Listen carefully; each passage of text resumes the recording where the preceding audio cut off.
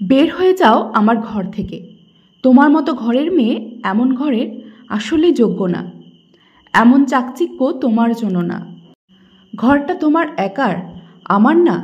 আমি তো গড়ে তুলেছি, তাই না? মুখ বেঁকিয়ে বললাম, উদ্ধার করেছ। আমার টাকা ছাড়া কি করতে বা পারো তুমি? নিরুপমা কোনো উত্তর দিল না। দেবেই বা কী করে? বাবা জোর করে বিয়ে করিয়ে দিয়েছিল এক সাধারণ নিম্ন মধ্যবিত্ত ঘরের মেয়েকে। না আছে গ্ল্যামার, না আছে ফিগার, মেনটেনও করে না। বাচ্চারা হওয়ার পর বানিয়েছে নিজেকে এক বস্তা। যত দামি শাড়ি বা জামা দাও না কেন, একটুও ভালো লাগে না। কোথাও নিতেও লজ্জা লাগে।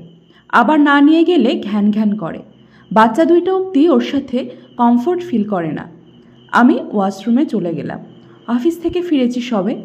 আজও সে অফিসের পার্টিতে যাওয়ার সময় ইয়া ভারী কাজের দামি এক জামা পরে যায়। কি বিদঘুটে লাগে।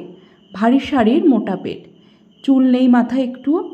গান চললে পেট দুলিয়ে নাচতে শুরু করে। কি বিশ্রী ব্যাপার। সবাই হাসছিল।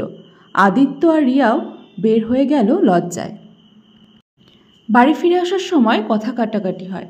শেষে এটা বললাম, আমার বয়স ৪৫ পেরিয়ে গেলে তাও সবাই এভারগ্রিন ডাকে। নতুন মেয়েগুলো কি আর চোখে তাকায় এখনও? আমি অবশ্য পাত্তা দিই না। ফিটনেসের খেয়াল রাখি। মার্জিত কাপড়ে অলওয়েজ স্মার্ট। বাচ্চাগুলোও সেম। দুইজনেই ইংলিশ মিডিয়ামে পড়ে। দেখলেই বলে আমার বাচ্চা। কোথাও যেতে গেলে লেট, খেতে গেলে লেট, ঘুমাতে লেট। ওর কোনো টাইমই নেই। সারাক্ষণ ঘর মোছা, কাপড় ধোয়া এসবেই আছে। এত দামি সব কিছু, সব পারফেক্ট, শুধু মানায় না ওকে এই ঘরের সাথে। ভাবলাম অন্যবারের মতো কয়েক ঘন্টা চুপ থেকে ঠিক হয়ে যাবে। ওয়াশরুম থেকে বের হয়ে দেখলাম ব্যাগপত্র নিয়ে দাঁড়িয়ে আছে।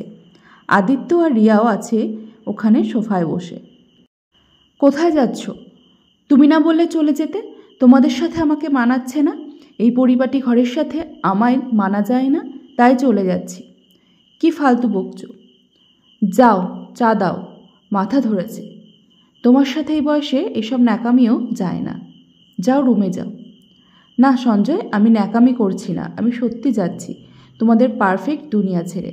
তোমরা যেদিন বুঝবে তোমাদের পারফেক্ট বানাতে গিয়ে আমি যে বেমানান হয়ে গেলাম, সেদিন ইচ্ছে হলে ফিরব। আমি যাচ্ছি, এই বলে বের হয়ে গেল নিরুপমা। কোথায় আর যাবে? বাপের বাড়ি উঠবে। 2 দিন না যেতে নিজেই ফোন করে আসবে। রান্নাঘরে গিয়ে সেলফ থেকে জিনিসপত্র নিয়ে চা বানালাম। অনেক টাকা খরচ হয়েছে এই রান্নাঘর সাজাতে।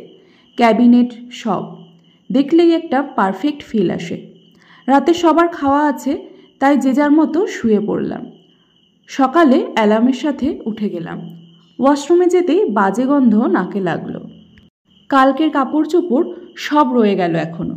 বের করে ঝুড়িতে রাখলাম। কাজের মেয়ে আসবে, সে ধুয়ে দেবে। কিছুক্ষণ ব্যায়াম করে পেপার এলো, বেল দিল। খুলতে গিয়েই হোঁচট খেয়ে পড়ে গেলাম। কালকে সব জুতা পড়ে রয়েছে এলোমেলোভাবে। পেপার নিয়ে সব জুতা র্যাকে রাখলাম। পেপার পড়তে পড়তে আগে চা খাওয়ার পর নাস্তা করাটা অভ্যাস ছিল। নিরুপমা দুইটাই একসাথে দেয়। কত বকা দিই তাও হয় না। রান্নাঘরে কোনো আওয়াজ নেই। গিয়ে দেখি রান্নাঘর খালি।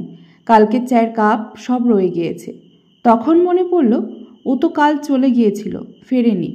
হঠাৎ রাগ লাগলো। কিসের দেমাক দেখাচ্ছে ও?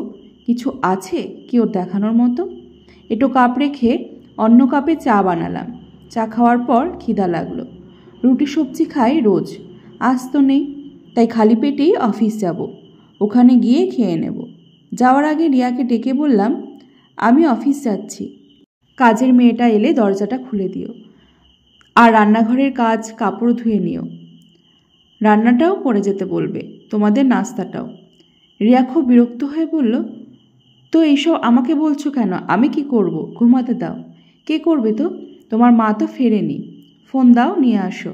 আমি পারবো না এসব ফালতু কাজ করতে। নিরুপমার মোবাইলে রিং দিতে সোফার পাশে ওটা বেজে উঠল। মোবাইলটা নেয়নি। ওর মোবাইল নিয়ে ওর মায়ের ফোনে ফোন দিলাম। ওর মা বলল, হ্যাঁ নিরু বল মা, আজ এত সকালে? জামাই অফিসে গেল? এখন তো ব্যস্ত থাকিস রোজ।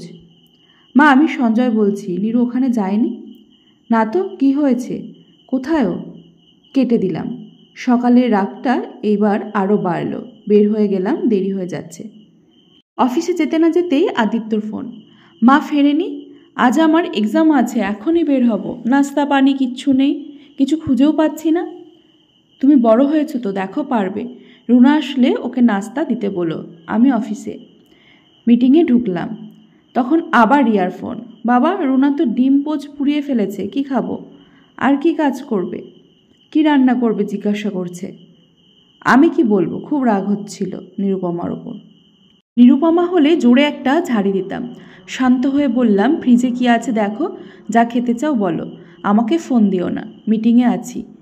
তারপরও ফোন দিচ্ছে বারবার রিয়া। অনেকক্ষণ পর ধরলাম। বাবা, রুনা তো রান্না কি করবে বুঝতে পারছে না, ও চলে যাবে বলছে। চলে গেলে রান্না কে করবে? আমাকে বলছো কেন তা?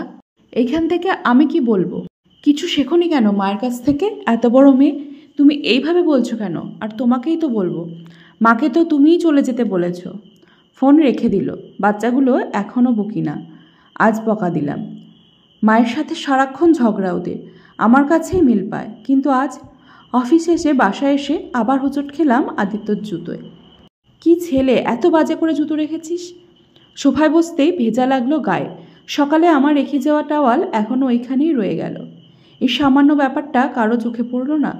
পেপারটাও এলোমেলোভাবে কিছু টেবিলের ওপর, কিছু সোফায় পড়ে আছে। ওয়াশরুমে ঢুকতে আরেকটু হলেই পড়ে যাচ্ছিলাম। কাজের মেয়েটা কাপড় ধুয়ে সাবান পানিটা রেখে দিয়েছে। এতদিন ওয়াশরুম যে ভেজা থাকে তাও কখনো খেয়াল করিনি। চা বানাতে গিয়ে দেখি কালকের গোছানো রান্নাঘর আজ পুরো এলোমেলো, জিনিসপত্র এদিক থেকে ওই দিক। চুলার ওপর ভাত, তরকারির ঝোল, কিছুই পাওয়া যাচ্ছে না। রিয়াকে ডাক দিতেই ও বিরক্ত মুখে বলল, সারাদিন অনেক কিছু করেছি, আর পারবো না। আমার আজ মাথা ধোয়া অবধি হয়নি রুনার সাথে ঘুরতে ঘুরতে। আদিত্য বলল, মা তো আরও অনেক কিছুই করে, কি আর করলি তুই? সবাই কেমন যেন চুপ হয়ে গেল। 2 দিন যেতে না যেতে ঘরটা কি বাজে দেখতে লাগছে। বিছানা চাদর টান টান থাকে না, সব কাপড় আয়রন করা ভাজেও পাওয়া যাচ্ছে না।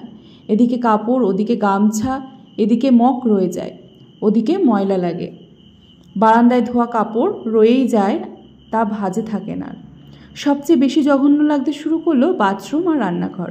কাজের মেয়েকে বললে সে বলে, একসাথে এত কাজ করা যায় না, কাপড় ধুয়ে, এঁটো ধুয়ে, ঘর মুছে, রান্না করে আর কি পারা যায়? আর রান্না তো খাওয়াই যাচ্ছে না, প্রতিদিন ঝোল দিয়ে মাছ রান্না করে চলে যায়। এদিকে নিরুপমার সব আত্মীয়কে ফোন দিলাম, কোথাও নেই ও। এইবার টেনশন হতে শুরু করলো। নিরুপমাকে আসলেই বুঝতে শুরু করলাম। বাচ্চাদের সাথে সারাক্ষণই চিৎকার চেঁচামেচি হচ্ছে, ওদের মধ্যে ঝগড়া হচ্ছে।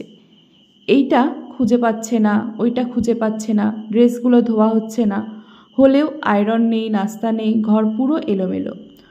অতটুকুতেই আমরা চলতে থাকি। সন্ধ্যার দিকে টিভি দেখছিলাম, তখন বেল বাজলো। ভাবলাম নিরুপমা এসেছে, মনে মনে ভাব নিলাম, পাত্তাই দেব না ওকে। দরজা খুলে দেখি আমার অফিসের কলিগ আজিজ ও তার বউ এসেছে।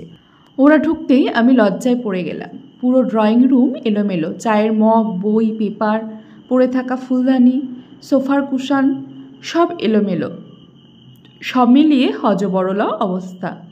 আজিজের বউ রেশমি সব দিকে চোখ বুলিয়ে, এই অবস্থা কেন, দিদি নেই? আমি ইতস্তত করে বললাম, ও বেড়াতে গিয়েছে, বস। তাই তো বলি, এত সুন্দর ঘরের এই অবস্থা কেন? আমি আরেকটা লাইট দিতেই সারা ঘরের দামি দামি সব শোপিসে, কাচের সেন্টারে, টেবিলে, টিভিতে একগাদা ধুলো ভেসে উঠল। রেশমি একটু হাসলো, আজিজও। ওদের কোনো মতে চা দিলাম কেক দিয়ে। ভেবেছিলাম আজ আড্ডা হবে, দিদির হাতের বিরিয়ানি খেয়ে যাব। পরে হবে তাহলে, আজ যাই। আমিও মাথা নেড়ে সায় দিলাম। ওরা যেতেই আমার ভীষণ রকম খারাপ লাগছে। সারা ঘরে চোখ বুলালাম, চোখটা কোথাও সুন্দর বা গোছানো কিচ্ছু খুঁজে পাচ্ছিলাম না। কি এলোমেলো, আর সবটা যেন নিস্পৃহ লাগছিল। কি অদ্ভুত, এতদিন ঘরে ঢুকতেই মনে হতো বড় অফিসারের ঘর এমনই তো হয়, অফিসেও এমনই পারফেক্ট থাকে। ঘরের সৌন্দর্যটা আলাদা ভাবিনি কখনো। ভেবেছি আমার মতো অফিসারের ঘর এমনই থাকে, এমনটাই দেখি সবারটা। কিন্তু এখন সে সাজানো ঘরের জন্য যে পরিশ্রমটা লাগে সেটা ফিল করছি। এইটাকে দেওয়াল দিয়ে রুমে ভাগ করা টুকরোতে রাখা জিনিসের স্তূপ ছাড়া কিছুই মনে হচ্ছে না। আদিত্য আর রিয়া এসে তখন চুপচাপ বসে রইল। রিয়া বলল, মা না থাকলে ঘরটা ভালো লাগে না, তাই না রে? মা থাকলে ভাবি, মা না থাকলে এটা করব ওইটা করব, কিন্তু না থাকলে তখন যা করি তাও করতে ইচ্ছা করে না। পুরো ঘর কেমন যেন খালি খালি লাগছে। আমরা কিছুই না আসলে মা ছাড়া। বলতে বলতেই কান্না করে দিল রিয়া। আদিত্যও চোখের পানি লুকাচ্ছে। আমি চশমাটা ঝাপসা লাগছে, সাথে গলা আটকে কি যেন বুক ভারী করছিল। কত কিছুর জন্য ওকে বকাবকি করতাম, কথায় কথায় ছোট করতাম, বাচ্চাদের সায় দিতাম, কিন্তু ওদের সব তো সে একাই করে এসেছে। আমার পারফেক্ট শরীর, কাপড় সব তো ও করতো বলেই হতো। সারা রাত ঘুম হলো না, বারান্দায় বসে রইলাম। আগে এইখানে বসলে মন ভালো হতো, এখন বাজে লাগছে। গাছগুলো মারা গেল, সারা বারান্দা কাপড়ের স্তূপ, যার যখন লাগছে বারান্দা থেকেই নিয়ে যাচ্ছে। এইটা আগে কখনো কল্পনা করিনি যে এমনও হয় নাকি। পরের দিন অফিসে যাওয়ার জন্য রেডি হচ্ছে। আমার দূরসম্পর্কীয় এক দাদার ফোন। কী রে, নিরুপমা আশ্রমে ভোগ খাচ্ছে কেন? আর আমাকে দেখে চিনতেই পারলো না। কি হয়েছে? তোরা কোথায়? কি বললে? নিরুপমাকে দেখেছ? কোন আশ্রমে? কোথায়? এক্ষুনি বলো, আমি আসছি। আচ্ছা, আমি লোকেশন সেন্ড করছি। আমার কথা শুনে আদিত্য আর রিয়া ঘুম থেকে উঠে চলে এলো। মাকে পাওয়া গেল? চল এক্ষুনি গিয়ে তোর মাকে নিয়ে আসি। সবার চোখ মুখে যেন কি খুশির ঝলক। অফিসে ফোন করে বললাম আজ আসবো না, কিন্তু আজ যে ইম্পর্টেন্ট মিটিং স্যার, তার চেয়েও ইম্পর্টেন্ট কাজ আছে আমার। গাড়ি নিয়ে ছুটলাম। 1 ঘন্টায় পেয়ে গেলাম নিরুকে। ইচ্ছে করছিল ওইখানেই জড়িয়ে ধরি ওকে। বাচ্চারা ঝাঁপিয়ে পড়লো ওর বুকে। সরি মা, আমরা তোমাকে অনেক কষ্ট দিয়েছি, সারাক্ষণ কথা শোনাতাম, তোমাকে নিয়ে লজ্জা করতাম। মাফ করে দাও মা, তুমি ছাড়া আমরা কিচ্ছু না, আমরা কোনো অসাধারণ কিছু না, আমাদের কোনো অস্তিত্ব নেই মা, কিচ্ছু না। যে ঠুনকো দুনিয়ায় তোমাকে বেমানান বলি, আসলে তা আমাদের যোগ্য না।